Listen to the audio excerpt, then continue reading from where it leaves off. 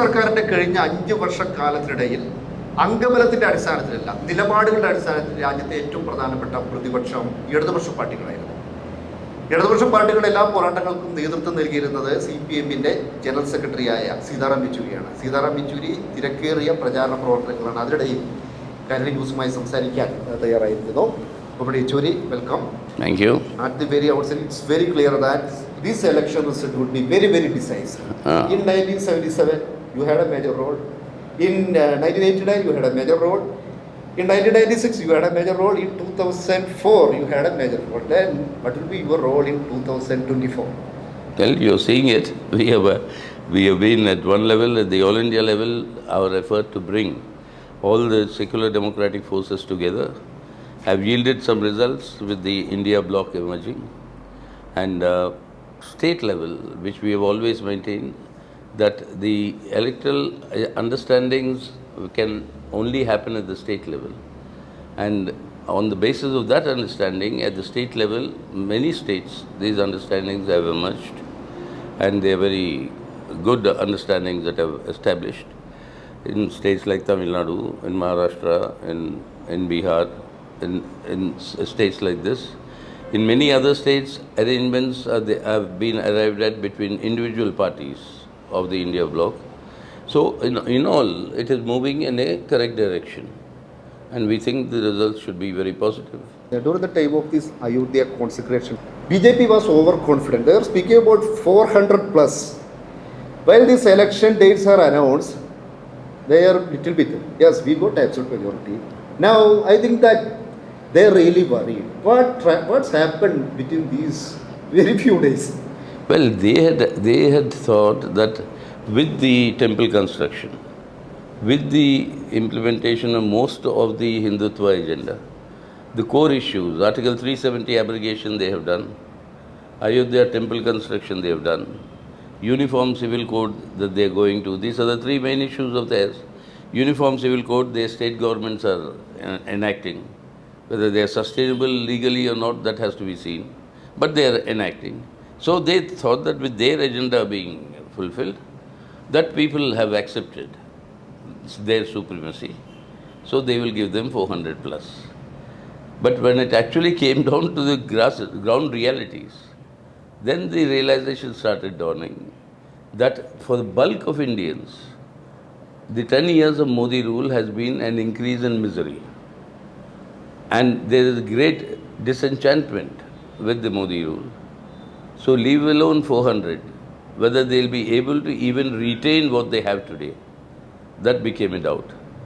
So then there was a desperation with the Prime Minister continuously touring the southern states in order to try and make up for the losses that they are going to face imminently in the strongholds that they had last time. In the entire Hindi belt, they had maximized their seats in the last election. They can't increase further. They can only decrease. So they wanted to come to the south, and in the south they are facing, naturally, what is the politics has always been in the south. That's like a wall that's not allowing them to be breached. So they are today in a state of a total, I would say, they are in a state of a disarray. And that is why the Prime Minister's speeches, if you notice today, some appear totally disjointed. I mean, what he is talking about one day, what he is talking about the other day, there is absolutely no connection. And I think this is a sense of realization that things are not going as they thought they would. But there was a thought that only with this Hindutva, they can sweep. Yes. But you think that situation is totally changed? No, with the Hindutva, they had already reached the maximum. Their maximum, okay. Now, if they have to go beyond that, they need to go beyond that because their aim is actually to change the constitution. They require a 2/3 majority. That is why this 400 plus slogan was given by Modi.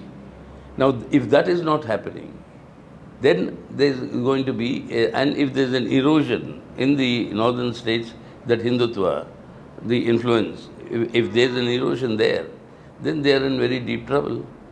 So that is the situation I think currently we are in. That they are also realizing that things are not moving as good as they thought they should. And, and that is where the opposition parties in many states, very quietly, and that has been our understanding. And I must say that it has been the CPIM's contribution in the India bloc also, saying that do not talk of seat division at the national level. It never works. It has to be done at the state level. Every state has its own peculiar conditions. Wherever it is possible, arrive at some sort of an understanding. And that has happened. Whether Tamil Nadu or Maharashtra or Bihar, you have open front alliances. Whether it's Rajasthan or UP or in other places, you have parties, major parties having understanding with the other major parties. So that is worked out, and this is what is actually unsettling the BJP also. Recently, Prime Minister Narendra Modi visited many times. Now, he is providing planted interviews for selected media. Then the interesting thing is that he is not at all uttering a word against Congress. He is pinpointing CPM, left, and government, and Chief Minister. Why? Well, you see, they have no need to attack the Congress. Half the Congress anyway is ready to go to the BJP. They have already, most of the Congress leaders in many of the states have already gone. And that is why today in Delhi, the general saying is the BJP is not BJP, it is the new Congress. Nearly more than half, almost half of their candidates are from other parties, the BJP candidates. So BJP's own character has been undermined, and they don't see Congress as a big threat. Because a slightest amount of pressure, Congress leaders are defecting. Former chief ministers, leaders of the Pradesh Congress committees, they have already defected, joined the BJP. So that is why the main danger is that ideologically, politically, and organizationally, it is the CPIM and the left that has been the most consistent opposition to the BJP and its communal politics and communal agenda. They recognize that. That is why they target us. We know that there were so many corruptions, so many scams and allegations, everything was there. But this electoral bond is a turning point. Because you are one person who approached the Supreme Court, got a favorable order, and this scam is exposed. Do you think that this is a turning point? Of course it is. This, Modi thundering saying that he will not tolerate corruption. Neither he will be corrupt nor he will be allowed anybody else to be corrupt. Yes. Na khaunga, na khane dunga. That was his famous guarantee or slogan. The net result is that whole thing has turned out to be a total hypocrisy. The manner in which this electoral bonds was brought in. I was then in Parliament. When the electoral bonds case, we strongly opposed it, and I remember telling in the Parliament that this is the legalization of political corruption. And that is now has been proved. This is the legalization of political corruption. And the BJP has used at least three methods. One is straightforward mafia-type coercion. Threatening firms, if you don't buy and donate electoral bonds to us, ED and the CBI will be after you, you will be arrested, etc. For protection, they bought electoral bonds. The second is quid pro quo. You buy electoral bonds, give it to us. That is the BJP's political commission for the deals that are struck. You give us electoral bonds, I'll give you airports. You give us electoral bonds, I'll give you seaports. You give us electoral bonds, I'll give you the license to trade arms with Israel. So these sort of things, this is deal making. Third is your entire and very dangerous thing, money laundering. Firms who are reported losses in their balance sheets have bought thousands of crores of rupees worth of electoral bonds. Where did they get this money from? This is very dangerous for national security. Is this foreign money? Is this money involved with international drug trade? Is this money involved with the international illicit and illegal arms trade? Now these are questions that need to be probed. But Modi's ED and CBI is interested only in opposition leaders. And the actual real issues before the country, country's issues that are not being probed. Now this money laundering is what did Modi do?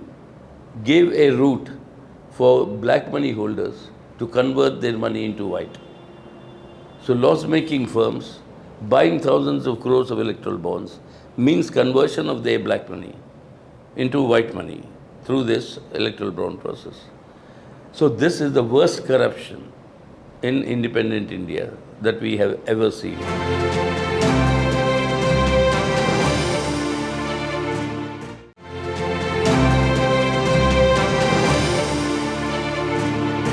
BJP is the major beneficiary. Congress is also the beneficiary. I know. Then Nobody else had the courage like we had. We are the only political party who said we will not accept electoral bonds. And in the parliament, when I said this, they said, let us see how you will contest elections. We contested. After that, we contested elections. We won the Kerala for the unprecedented second time with the second time Pinarayi government coming. So all that, so we had the courage, the moral courage, the political courage to say that this is straightforward legalization of political corruption and CPIM cannot be party to it.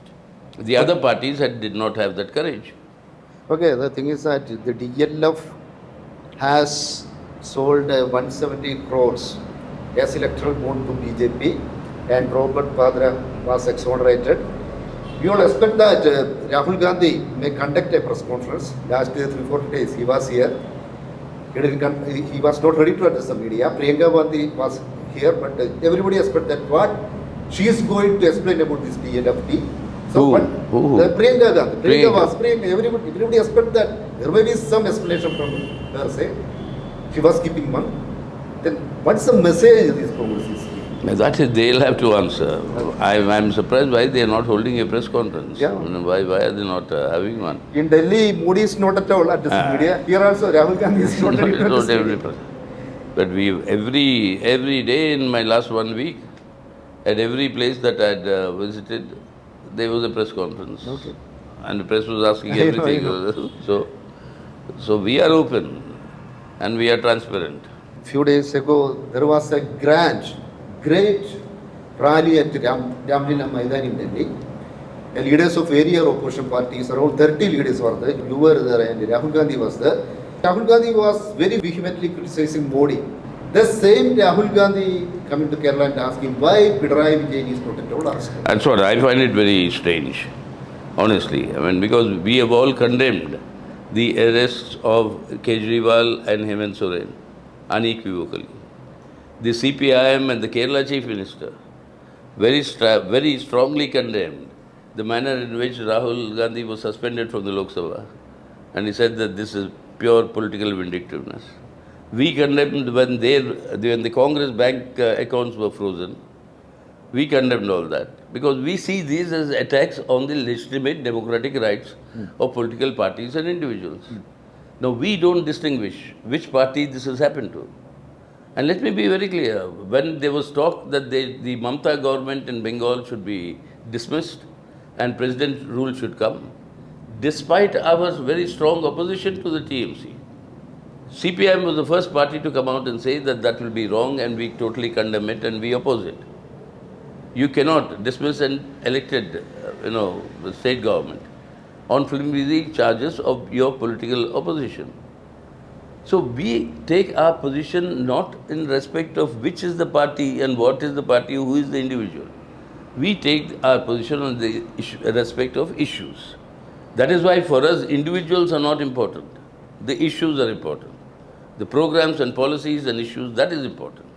And on that, irrespective of who is on the other side, if the issue is a correct issue on which a wrong decision is being taken, we will oppose it.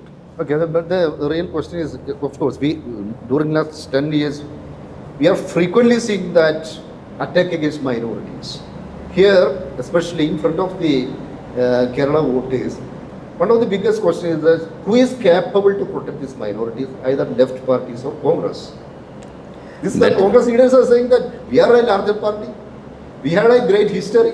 So not the communists, but we could protect you people, minorities. I mean, why I was laughing is that only today, in one of the public meetings that I was speaking, the same question was posed at the time of the demolition of the Babri Masjid. There were communal riots in North India. Many Muslims were being attacked and killed. And a big delegation of Muslim leaders came to AKG Bhavan in Delhi, to our party headquarters, and they wanted to meet us. Comrade Harkishan Singh Surjit was the General Secretary. He was otherwise busy, so he asked me to meet them. So I met that delegation, very important people from Delhi and North India. And they came and said, we are coming to the CPIM to ask for protection against being attacked by the Hindutva elements. So he said, okay, we understand your situation. Our volunteers will also help you. And also we'll speak to the CRPF, we'll speak to the armed forces, and we'll do whatever we can. They said, no. I said, then what can we do? We are not in the government. We don't have the government. So what can we do? Congress was in the government. Yes. It was the Congress government then. So they didn't go to the Congress government. They came to the CPM office. So I said, you tell me then what can I do? He said, you make arrangements to send us to Jyoti Basu's Calcutta. Okay. That is the only place where Muslims can be safe. So I don't have to answer the question, who will be more minorities themselves have answered. So that the faith they have, even when there is a Congress government, they still have faith that it is the CPIM and it is the left that can protect them. And that is how many lives were saved. And that is why even in Congress states, when Babri Masjid was demolished, they couldn't stop the communal riots. But in West Bengal, under the left front rule, there was not a single communal clash and not a single death that happened. So that is there for everybody to see who's got a more,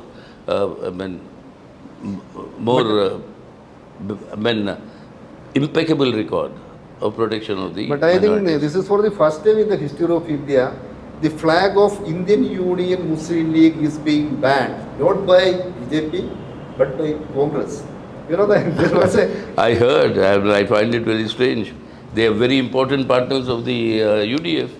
So I don't know how they are able to... But the irony is that what's their explanation is that if somebody is holding green flag in Wayanad or Malappuram, then subsequently Congress will reduce their vote share in North Indian, especially in Hindu community. Is this argument is realistic? Absolutely not. I mean, I can't understand if that is... If that is the case, then they already accept India is communally divided. I refuse to accept that. And the biggest contribution of Indian society in Kerala has been that of this communal amity. Okay. The real Kerala story is the story of how Hindus, Muslims and Christians coexist and live together. They are really heartrending stories. How Hindu families have brought up Muslim children. Muslim families have looked after Hindu children or Christian children. And these are human stories, that is what Kerala society is about. So here if you are afraid of showing a green flag, then there's something wrong with you.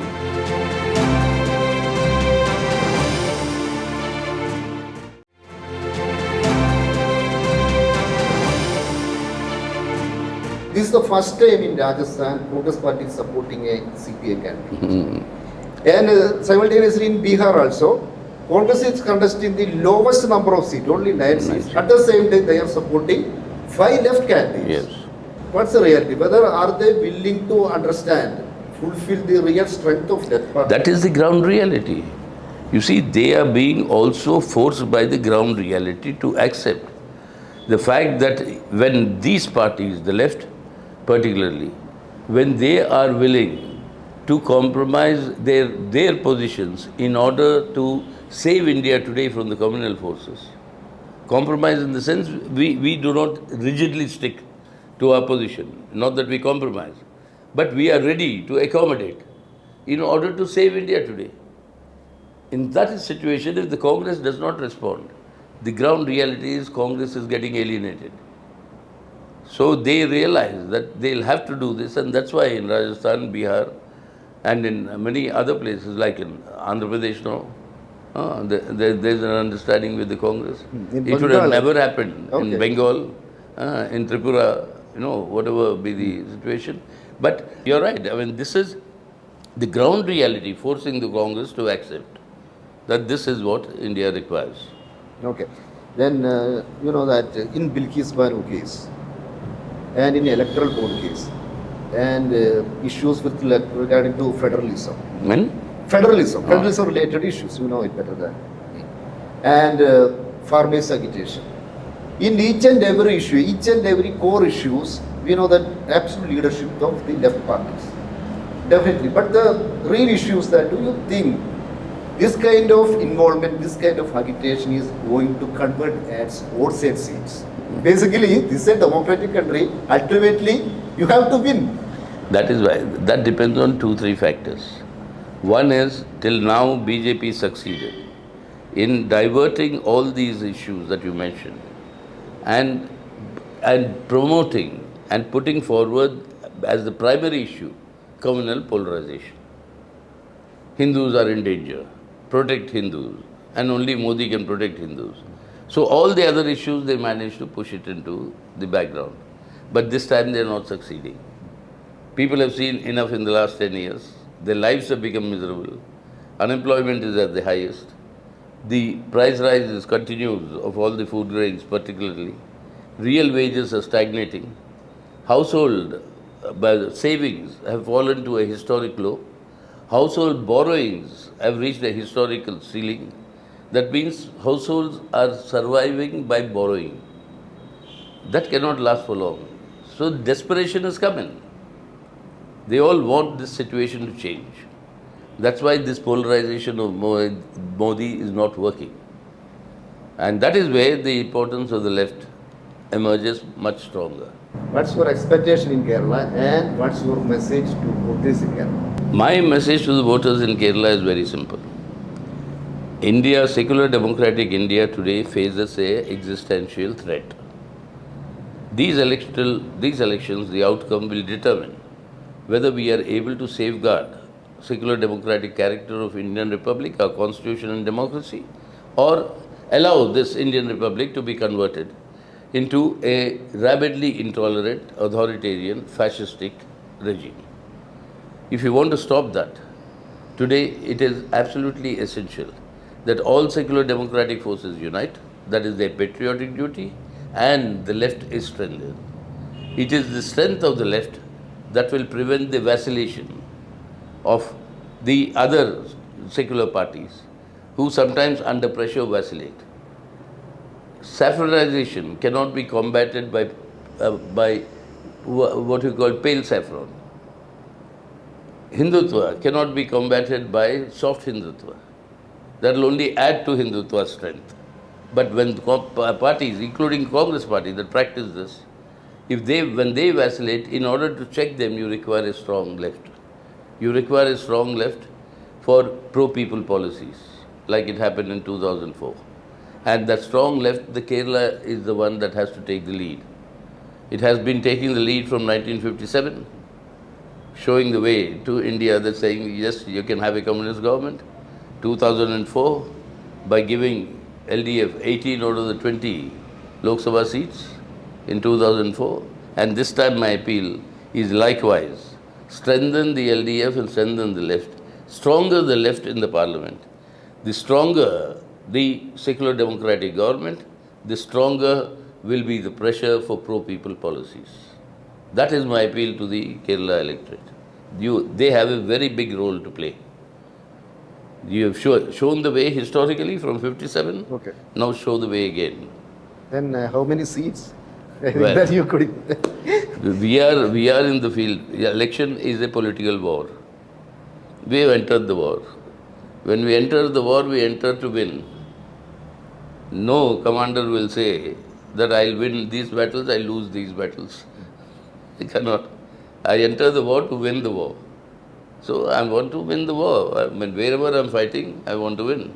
Okay. Thank you, Kamal. Thank you. Thank you.